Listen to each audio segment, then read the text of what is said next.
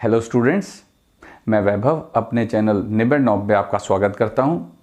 ये channel 10th, 11th और 12th class के मैथ्स सब्जेक्ट के लिए डेडिकेटेड है। अगर आपको मेरा काम पसंद आए तो प्लीज़ वीडियोस को शेयर कीजिए, क्योंकि मेरा मोट्टो ही है क्वालिटी एजुकेशन सबका अधिकार। और अगर आप पूरा सिलेबस कवर करना चाहते हैं तो आप मेरे चैनल को सब्सक्राइब करके प्लेलिस्ट में जाके चैप्टर वाइज, क्लास वाइज सारे वीडियोज़ की प्लेलिस्ट चेक कर सकते हैं। और अब तो आप निबेड़ नॉब को इंस्टाग्राम पे भी फॉलो कर सकते हैं। तो चलिए आज का लेक्चर शुरू करें। स्टूडेंट्स, डिफरेंशियल इक्वेशंस चैप्टर की 5 एक्सरसाइजेज हम खत्म कर चुके हैं। आज हम 9.6 शुरू करेंगे। हमने पहले डिफरेंशियल इक्वेशन की फॉर्मेशन सीखी, फिर हमने सीखा डिग्री और ऑर्डर डिफरेंशियल इक्वेशन का, फिर हमने सीखा कि सॉल्यूशन किसे कहते हैं डिफरेंशियल इक्वेशन का। इसके बाद हमने सीखा कि एक variable separable differential equation, variable separable differential equation जो है उसको कैसे सॉल्व करते हैं। ये थी एक्सरसाइज 9.4। उसके बाद हमने सीखा कि एक होमोजीनियस डिफरेंशियल इक्वेशन को कैसे सॉल्व करते हैं, जिसमें y is equal to v x put करके उसको वेरिएबल सेपरेबल बना देते हैं। वो थी एक्सरसाइज 9.5। तो अब एक टाइप तो ये है, एक टाइप ये है। अब हमारे पास है एक अलग टाइप की डिफरेंशियल इक्वेशन जिसमें ना तो वेरिएबल सेपरेट होते हैं और ना ही वो होमोजीनियस है। वो किस टाइप की होगी? dy by d x plus p y is equal to q, या फिर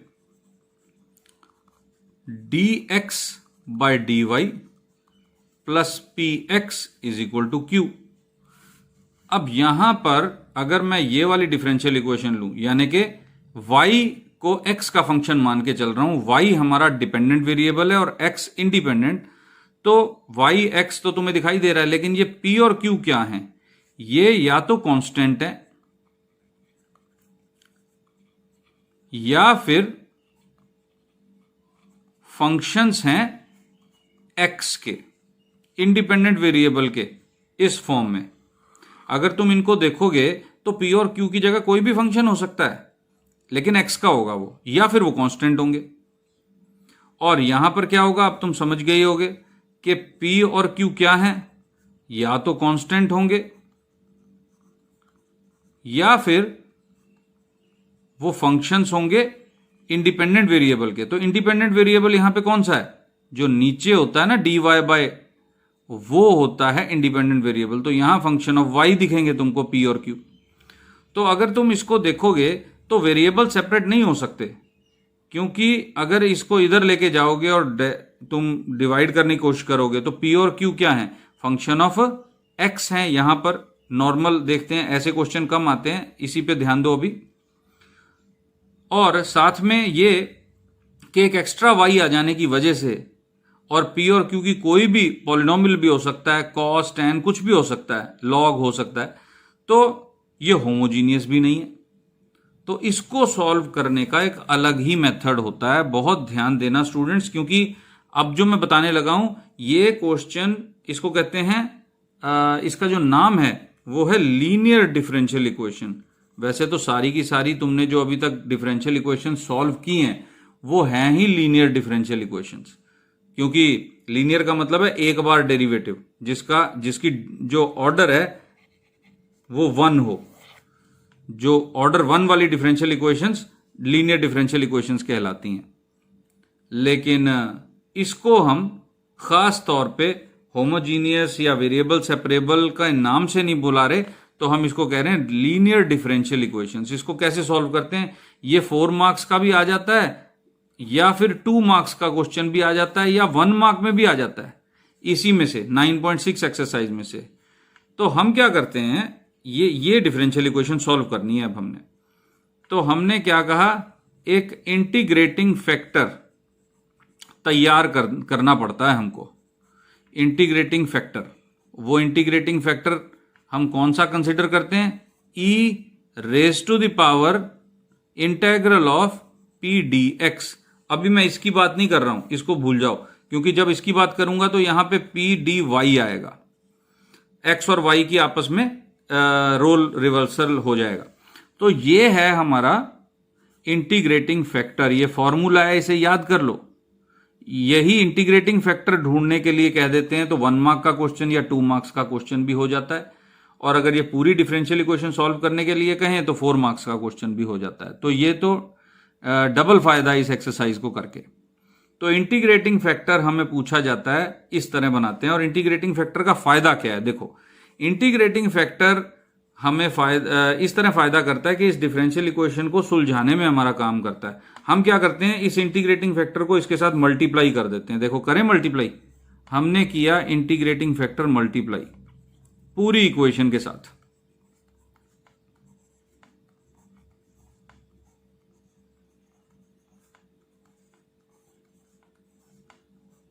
ऐसे लिख दिया हमने। देखो, पूरी इक्वेशन के साथ इंटीग्रेटिंग फैक्टर का फॉर्मूला जो हमने बनाया था वो टर्म हमने मल्टीप्लाई कर दी। और अब ध्यान से देखना स्टूडेंट्स, देखो इस टर्म में y का डेरिवेटिव है और e power integral of P D x as it is. इधर y को एज इट इज छोड़ दिया, और अगर तुम इस इंटीग्रेटिंग फैक्टर का डेरिवेटिव करोगे तो क्या आएगा? पहले तो यही आ जाएगा, e की पावर x होता है, साथ में मल्टीप्लाई में इसका डेरिवेटिव आएगा, इंटेग्रल हट जाएगा, dx हट जाएगा तो p आ जाएगा। देखो ये दोनों चीजें दिखाई दे रही हैं। तो इसका मतलब क्या हुआ कि ये जो लेफ्ट हैंड साइड है वो है derivative of y into E power integral P D x का। प्रोडक्ट रूल है ना। देखो, अगर इसको ओपन करोगे यही होगा, पहले y का डेरिवेटिव किया ये एज इट इज, फिर इसका डेरिवेटिव किया और y as it is equal to q into same चीज। अब देखो, अब बहुत इजी हो गया हमारे लिए, दोनों तरफ का इंटीग्रेशन कर दो। दोनों तरफ का इंटीग्रेशन करेंगे तो ऐसे आएगा। अब इंटेग्रल का sign d by d x से कैंसिल हो जाएगा क्योंकि एंटी डेरिवेटिव है, तो हमारे पास बचा y integral of P D x is equal to integral of q into integral of P D x D x plus C. तो ये सॉल्यूशन होता है स्टूडेंट्स, ये सीधा फॉर्मूला है। हमने होमोजीनियस या वेरिएबल सेपरेबल की तरह dx dy अलग अलग करके कैलकुलेशन नहीं करनी है, हमने पहले ये सॉल्व कर लेना है। हमने सबसे पहले p और q लोकेट करने हैं। इक्वेशन में p कितना है, q कितना है, दिख जाएंगे तुमको। उसके बाद इंटीग्रेटिंग फैक्टर लोकेट करना है, और फिर जब ये सॉल्व हो गया तो तुमने सीधा कहना है इसके बाद ये वाला स्टेप, क्योंकि ये तो मैंने तुम्हें तब बताया कि तुम्हें समझ में आ जाए कि ये कैसे आया। तो उसके बाद हमने सीधा इसको कहना है कि therefore solution of differential equation is this. यहां वैल्यूज पुट करेंगे इंटीग्रेटिंग फैक्टर की जो भी आया, और फिर ये इंटीग्रल सॉल्व करना होगा, बस ये है इंपॉर्टेंस। तो इस तरह से हम डिफरेंशियल इक्वेशन की जो एक्सरसाइज 9.6 है वो सॉल्व करने वाले हैं हर एक क्वेश्चन। तो आई थिंक ये समझ में आ रहा होगा तुमको जो मैंने तुम्हें बताया। अब हम एक्सरसाइज 9.1 का पहला क्वेश्चन करते हैं। गिवन डिफरेंशियल इक्वेशन कितनी है? Given dy by d x plus 2y is equal to sine x. इसको कह दिया हमने इक्वेशन नंबर 1, क्योंकि हमें p दिखाई दे रहा है 2 और q दिखाई दे रहा है साइन x। तो हम कहेंगे here p is equal to 2, q is equal to sine x. Therefore integrating factor, shortcut में मैं IF करके लिख सकता हूं इसको, integrating factor is equal to integral नहीं, e power integral p dx। एक बार फॉर्मूला जरूर लिखना है, 2dx, तो ये क्या बन जाएगा 2x। तो ये आ गया हमारा इंटीग्रेटिंग फैक्टर। यहां तक तुम्हें 2 मार्क्स मिल जाएंगे। कई बार 1 मार्क में क्वेश्चन आ जाता है कि इसका इंटीग्रेटिंग फैक्टर कितना है, यही क्वेश्चन कई बार आ चुका है। तो तुम क्या कहोगे? अब तुमने क्या कहना है? Now solution of differential equation 1 is given by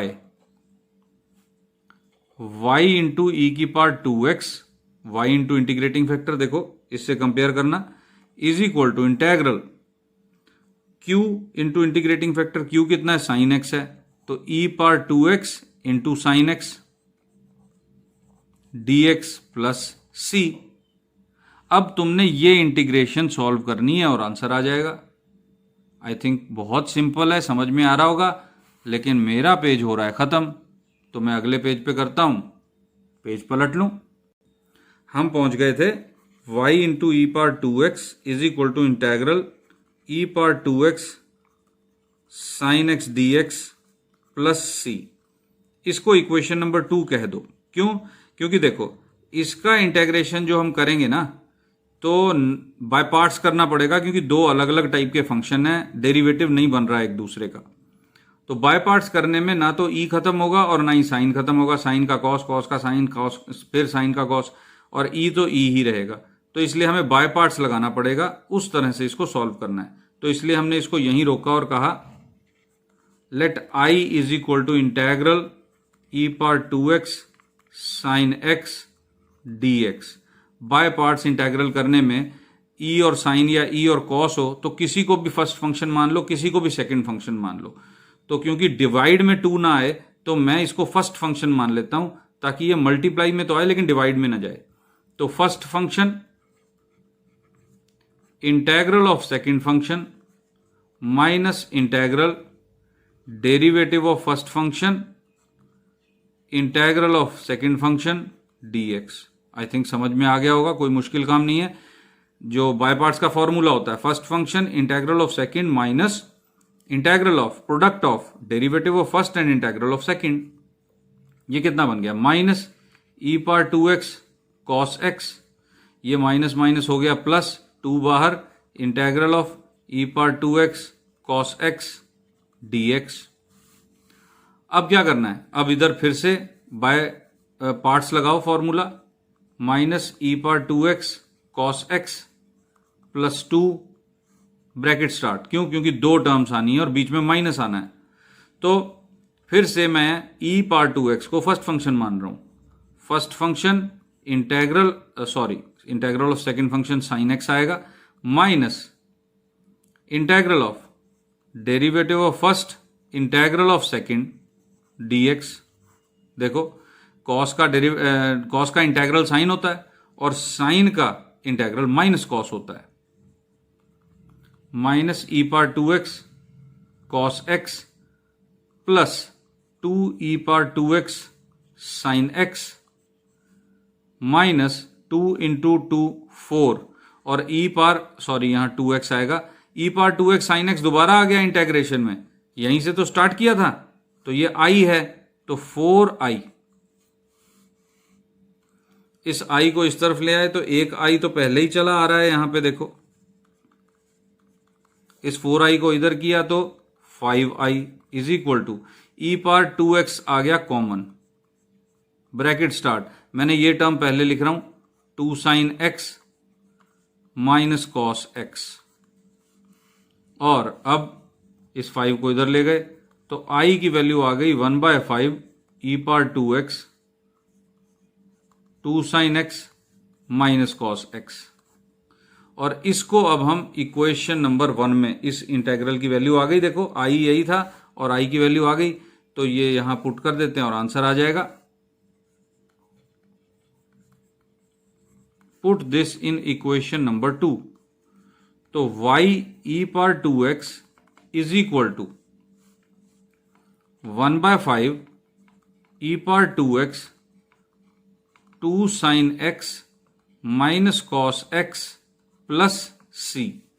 अब देखो y को अकेला हम करना चाहते होते हैं, ज्यादातर अच्छा लगता है हमको, क्योंकि ये इंडिपेंडेंट वेरिएबल नहीं डिपेंडेंट वेरिएबल है।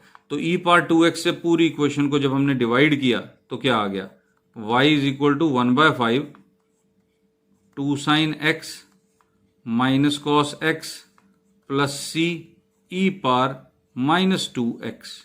और इस तरह से पहला क्वेश्चन हो गया सॉल्व। तो आई थिंक क्लियर हो गया होगा हमने क्या करना है, कैसे करना है, इंटीग्रेटिंग फैक्टर क्या होता है। तो अब हम आते हैं क्वेश्चन नंबर 2 पर। क्वेश्चन नंबर 2 में हमें गिवन है differential equation dy/dx plus 3y is equal to e⁻⁻2x। तो इक्वेशन नंबर 1 हमने कह दिया, क्यों? क्योंकि यहां पर हमने p और q ये हमने लोकेट कर लिया। तो हम कहेंगे here p is equal to 3, q is equal to e⁻⁻2x। फिर आई बारी इंटीग्रेटिंग फैक्टर की। Integrating factor is equal to e⁻इंटीग्रल ऑफ p dx, यानी e⁻इंटीग्रल ऑफ 3dx, यानी कि हो गया e⁻3x। इंटीग्रेटिंग फैक्टर सॉल्व हो गया। और अब मैं कह रहा हूं कि therefore solution of 1 is given bye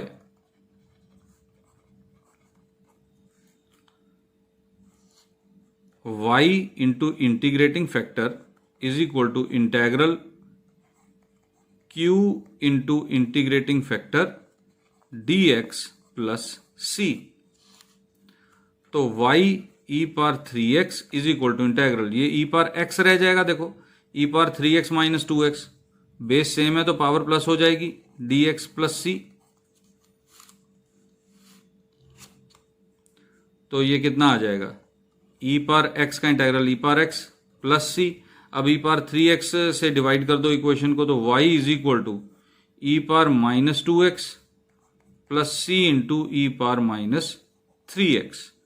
देखो e⁻x से e⁻3x डिवाइड होगा तो -2 पावर आ जाएगी, और यहां तो था ही नहीं तो पावर -3 इधर आके बन जाएगी। तो इस तरह से जनरल सोल्यूशन फाइंड आउट कर लिया हमने। कितना छोटा क्वेश्चन था, वेरी इजी क्वेश्चन। तो चलो क्वेश्चन नंबर 3 पर चलते हैं। तो ये है students question number 3, dy/dx plus y/x is equal to x²। तो यहां पे क्या तुम्हें पता चल रहा है कि p कितना है और q कितना है? देखो q तो साफ तौर पे पता चल रहा है, p है 1/x। ठीक है स्टूडेंट्स, तो हम यहां कहेंगे here p is equal to 1/x, q is equal to x²। Integrating factor is equal to e⁻p dx is equal to e⁻इंटेग्रल 1/x dx। 1/x का इंटेग्रल कितना होता है? log x।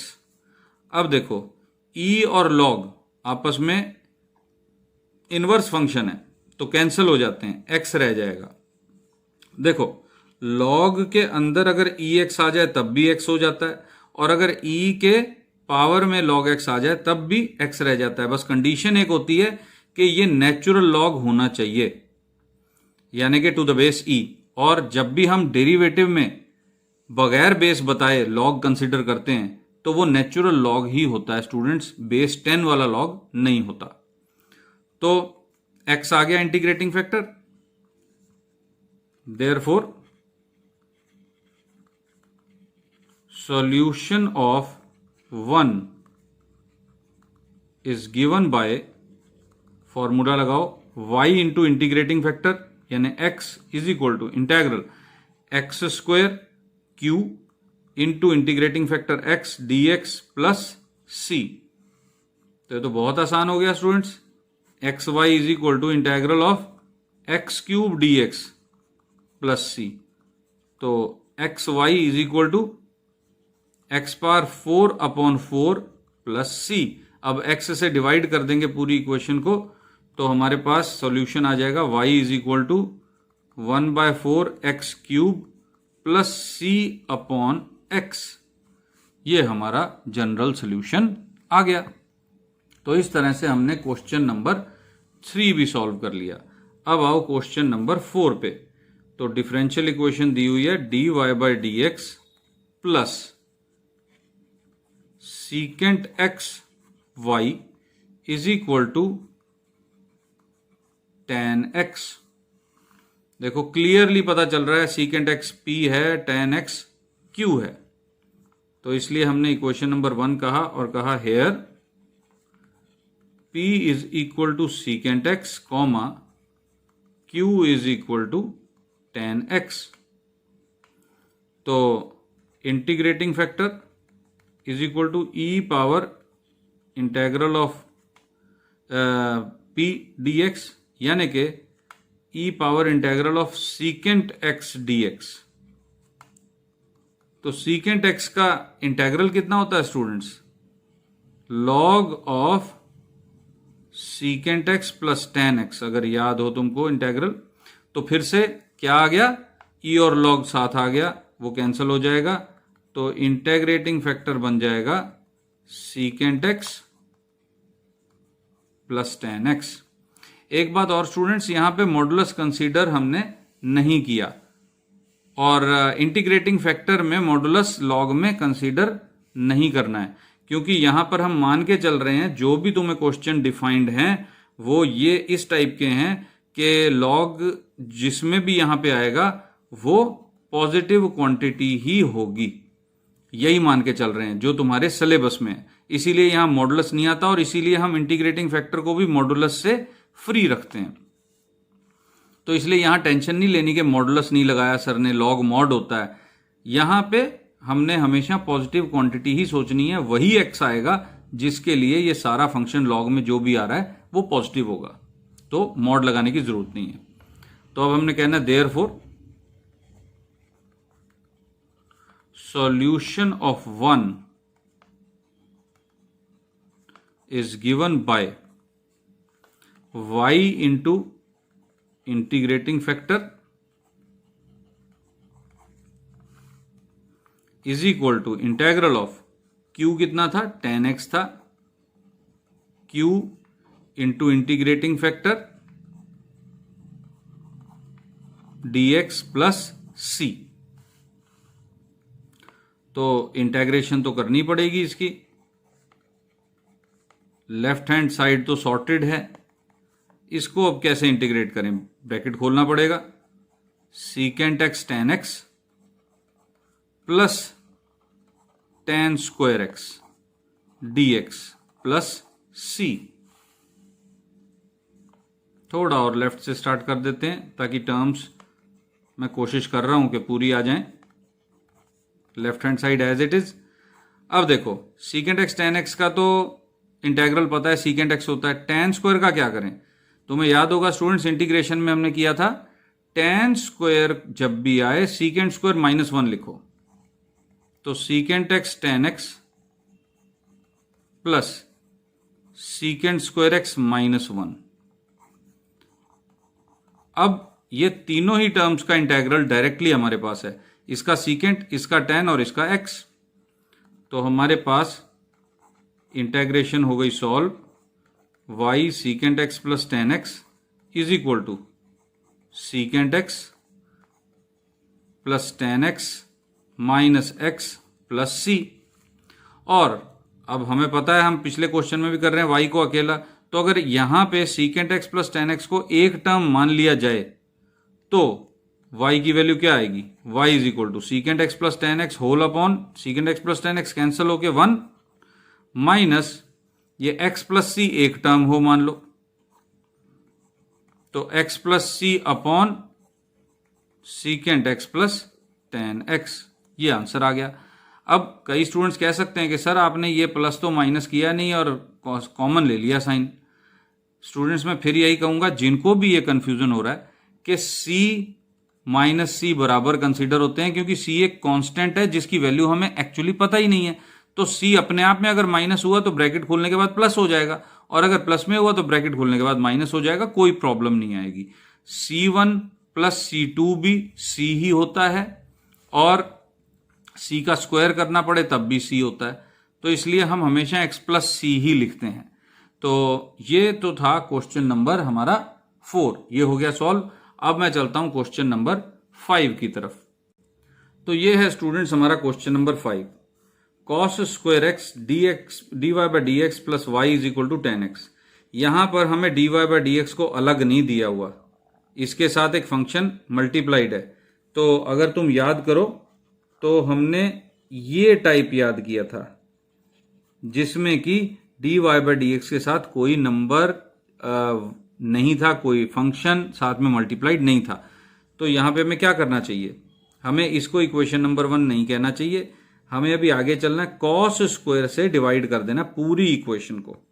तो d y by d x plus 1 upon cos square x into y is equal to ten x upon cos square x. अब 1 upon cos कितना होता है? सीकेंट, तो ये बन गया plus secant square x into y is equal to secant square x into tan x. अब हमें पता चल रहा है कि d y by d x plus p y is equal to q. तो इक्वेशन नंबर 1, और तुमने कहा here p is equal to secant square x and q is equal to secant square x tan x. अब हम integrating factor calculate करेंगे। Integrating factor is equal to e power integral of p x is equal to e power integral of secant square x D x. तो secant square x का integral कितना? Tan x.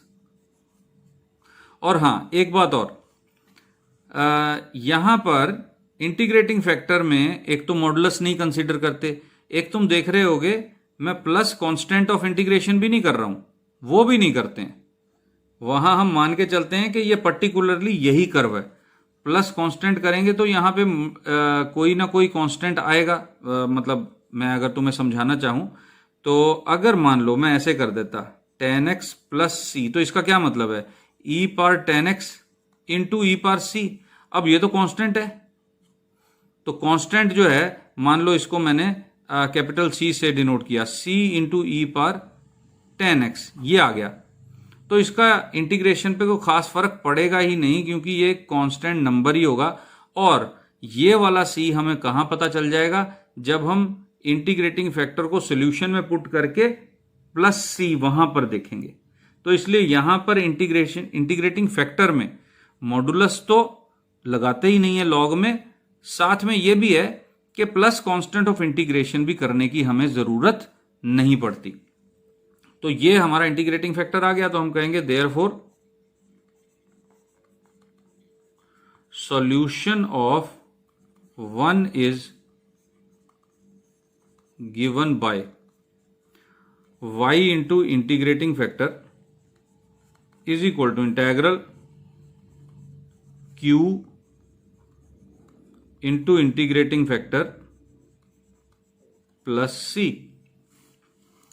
अब देखो ये तो sorted है, सिर्फ तुमने क्या करना है? इस इंटीग्रेशन को सॉल्व करना है। कैसे करें? सोचो, दिमाग लगाओ। देखो टेन एक्स भी नजर आ रहा है, सीकेंट स्क्वायर भी नजर आ रहा है। टेन एक्स का डेरिवेटिव होता है सीकेंट स्क्वायर, तो हम इसको इस तरह लिख सकते हैं, इंटेग्रल ई power tan X into tan X into secant square x D x plus C. ये डेरिवेटिव के साथ जोड़ दिया। लेकिन अब हम टेन एक्स को क्योंकि पुट करने जा रहे हैं जेड, तो हम ऐसा भी कर सकते हैं कि इस इंटेग्रल को अलग सॉल्व कर लें, या हम इधर भी z पुट करें, क्योंकि ऐसा नहीं हो सकता कि यहां तो मैं टेन एक्स को टेन एक्स रखूं और यहां z करता चलूं। पूरी इक्वेशन में पुट करते हैं जो भी पुट करते हैं। तो कई स्टूडेंट क्या करते हैं, जो मुझे तरीका पसंद है, इस इंटेग्रल को अलग से i इज इक्वल टू लिख के सॉल्व कर लेते हैं और फिर इसकी वैल्यू यहां पुट कर लेते हैं। या फिर तुम इस तरह भी कर सकते हो जैसे मैं करने वाला हूं, put tan x is equal to z, तो डेरिवेटिव किया तो आ गया secant square x D x is equal to d z. तो देयरफॉर वाई ई पार जेड लिखना पड़ेगा फिर तुमको स्टूडेंट्स, ध्यान रखना, क्योंकि पूरी इक्वेशन में फिर एक्स नहीं दिखना चाहिए, जेड दिखना चाहिए।